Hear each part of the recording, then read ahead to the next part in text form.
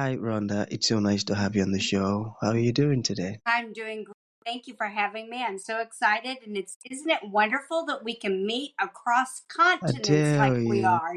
I tell you. It's Yeah, wonderful. I mean, it's days like wonderful. this. Technology, I tell you.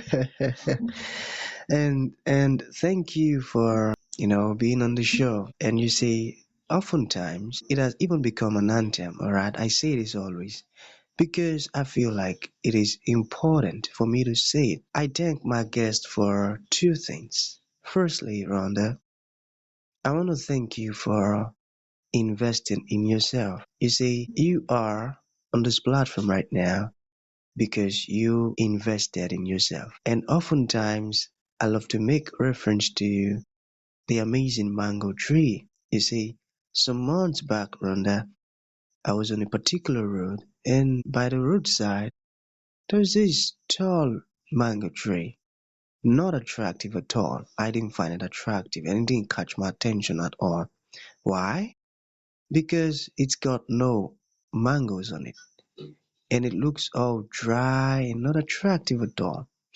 So I just walked past it. I went my way.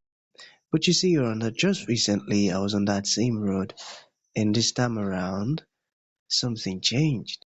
The mango tree caught my attention pretty good from a distance, and I got the urge to, move closer and have a good look. Then when I moved closer, Rhonda, I was wowed. Because this time around, the mango tree's got a lot of mangoes on it, and it looks so beautiful and attractive. And not just mangoes, but ripe mangoes. It caught my attention pretty good. The point is the fact that you dedicated your time, energy, and resources to becoming the amazing person you are today. That alone has made it impossible for me to say nope. You see, while I was going through your profile and reading a little bit about you, I was excited about the things I saw. So thank you, Rhonda, for investing in yourself. And secondly, thank you for being on the show. I truly appreciate it. Thank you so much, Rhonda. Thank you. Thank you for the wonderful story because what came to mind was, as you were saying, it is from every loss Mm, chance to bloom. mm, And as you're talking about the seasons and a tree that has no blooms, that ability for it to lose the first agricultural crop and then develop into the second season that brought joy to you. That's what we all experience that's every right. single time we a bump in the road. We have something that we can be thankful for as we shed all the fruit that we have from the first season and go to the second season. We could have a beginning and a second chance, and that's why I love that story you gave, because as you're becoming thankful for your guests, you're also helping the people listening. So everybody out there, come closer and listen, because that helps you embrace how you fail and how it can bring seasons of fruit. Wonderful story. I love That's that right. Thank book. you. Thank you so much. And that was a great explanation. And I love your perspective. That was a great one. So let's begin, Rhonda. You see, I am quite excited to have you on the show for some reasons. Firstly, my interest in knowledge seeking, because I believe in order for one to move from a terrible situation to a beautiful one, Rhonda, I believe it takes the application of knowledge. Not just knowledge, but the application of it. And you see, Rhonda, ever since I discovered that light in the Hebrew means knowledge and darkness means ignorance, I've been so keen to knowledge Mhm. seeking because I do not want to remain in the dark. So that's going to make our conversation today very, very important to me and even to the listeners. The second reason why I'm excited to have the amazing Rhonda on the show is for the sake of the listeners. Rhonda, we live in an age where information is as abundant as grains of sand. We've got a lot of information flying out there. How to do this and how to do that, how to become this and how to become that. So those folks trust me for quality information. And I am totally convinced that our conversation is going to be insightful and impactful. So for that reason, Rhonda, let's get started with your introduction. Talk to us about your personal or professional journey. We're just so curious right now. We want to know how you got here. Then afterwards, I've gotten some beautiful questions for you. Okay, Rhonda, No, over to you. I think we lost your mic. Okay, yeah, I said over to you now. You on the stage now. Uh, Thank you for having me. I'm so excited to be here with everybody. First of all, I want to say, nobody, you brought so many powerful thoughts in. Nobody starts their journey just knowing everything. I think you brought out a valid point about being a life learner. When I was young, and I was in school, in elementary school, and I just started. The teachers identified me as having issues. I was literally a baby. I was in the kindergarten, and they're like, she can't move forward. She may never, she's not mature enough. She's not smart enough. She's just not going to make it. So they held me back. So many of us in our lives, we feel like are going to be held back, and maybe we'll never be successful, and we'll never get to where we think we want to. But that struggle continued my entire life until I accepted not only my faith, but also who I was intended to be and what my purpose was supposed to be. Just like your tree having to bring forth fruit, that was the purpose of the tree.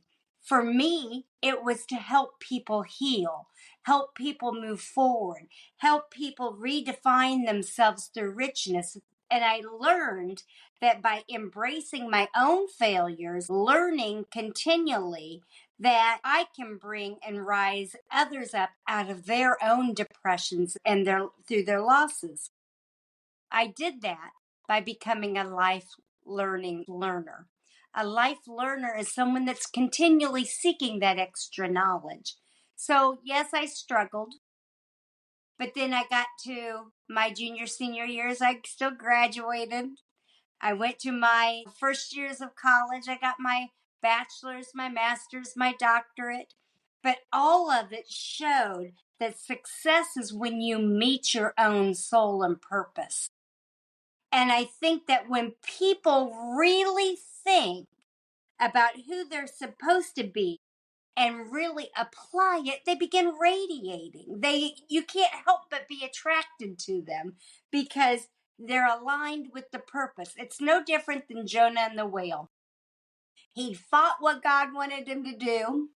He went the opposite direction and ran. And what ended up? A fish ate him up, spit him out where he was supposed to be. That's how we are every single day. For me, it doesn't come natural just to follow my purpose. I want to play what they call in the United States the game of uncle. You put each other's hands together and you twist them until someone says uncle, and then you let go because it's too painful. That's how I've treated life many a times in my life. I waited till it was too painful to make the changes. And so many of the listeners are out there right now struggling. Maybe they have a fearless story or a loss that they're going through the holiday season and they're missing somebody, or maybe they feel alone and isolated. Everybody feels that way when they're not aligned with their purpose.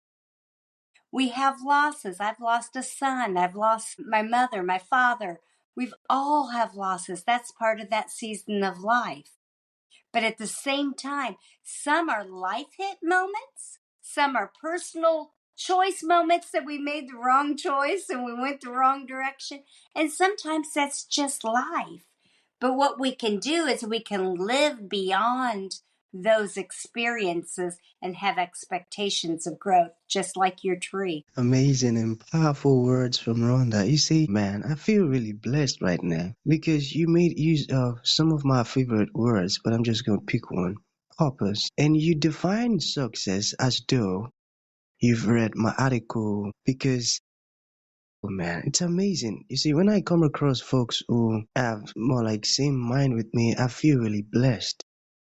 Oh man, Rhonda, you're doing good. You said success is when you meet with your purpose, and that's just it. Not so correct. You see, folks who say, I'm successful because I've got lots of money in my account.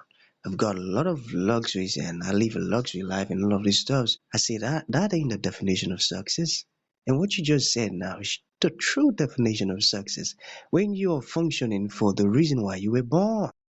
You know, I was talking to my wife today. I said, the moment the standing fan start to function like, start to, or desire to function like an air condition, I said, then that fan is beginning to become unsuccessful. But the more the standing fan keeps being a standing fan and keeps wanting to become to be a standing fan, the more success it continues or continually becomes, or successful it continually becomes. In other words, when you function in the purpose for which you were born, you are succeeding already.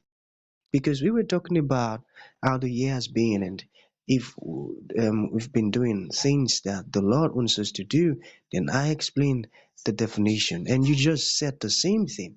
When you meet with your purpose, you're succeeding, and that's amazing.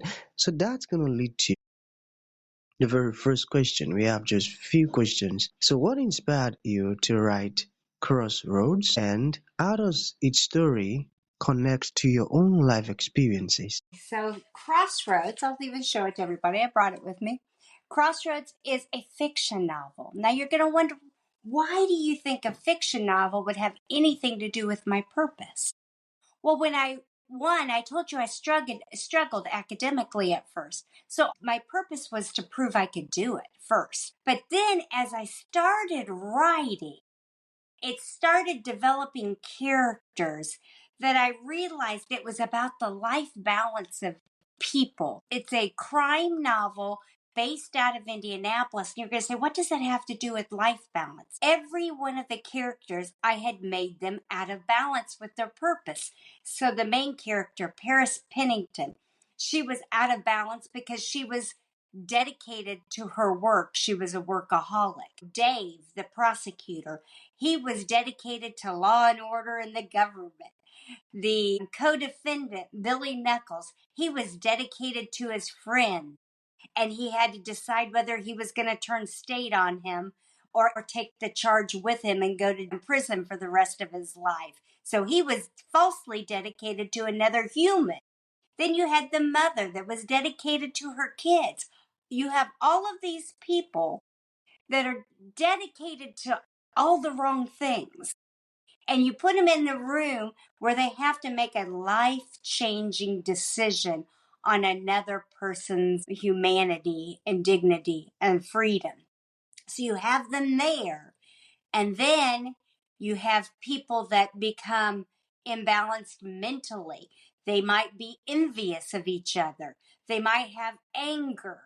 They might have fury. So you have one crime that ends up being more than one crime because people are together in this. It's like a game of Clue where you have to follow the clues to find out why are these things happening to the characters. Who's the one doing it? What is the reason they're doing it?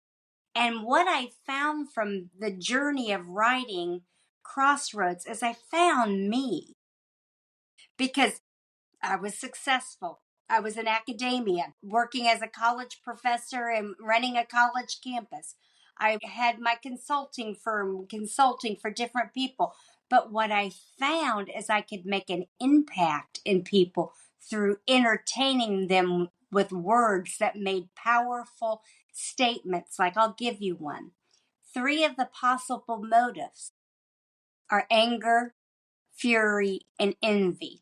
And in Proverbs, one of the most philosophical books in any religion, because it's in most religions, right, is anger is cruel. And think about it. It is when someone gets angry at you or you're angry at someone else, it's cruel. You become spiteful and you spew nastiness from your mouth. You may even hit them with your own fist, right? So anger is cruel. Fury is overwhelming. So when you go up a notch from anger to fury, it's overwhelming. You're body changes, your attitude changes. You no longer see things as they really are. You lose perspective. But who can stand before jealousy? Envy makes the bones rot. So those are the three things, emotions, just in one paragraph that I explore in Crossroads, because it's the alignment of your emotions in a negative way that can impact you for the rest of your life. Anger, fury, and envy. And all three of them, if you don't know who you are, will take over and destroy you. And you know what they say at the end of Proverbs? It's like a cancer that metastasizes. So all three of those emotions, and if you're not aligned with your total purpose, your alignment, you can't break free. You're living a lie then. You're not being true to what your body is desiring, your soul is desiring to be.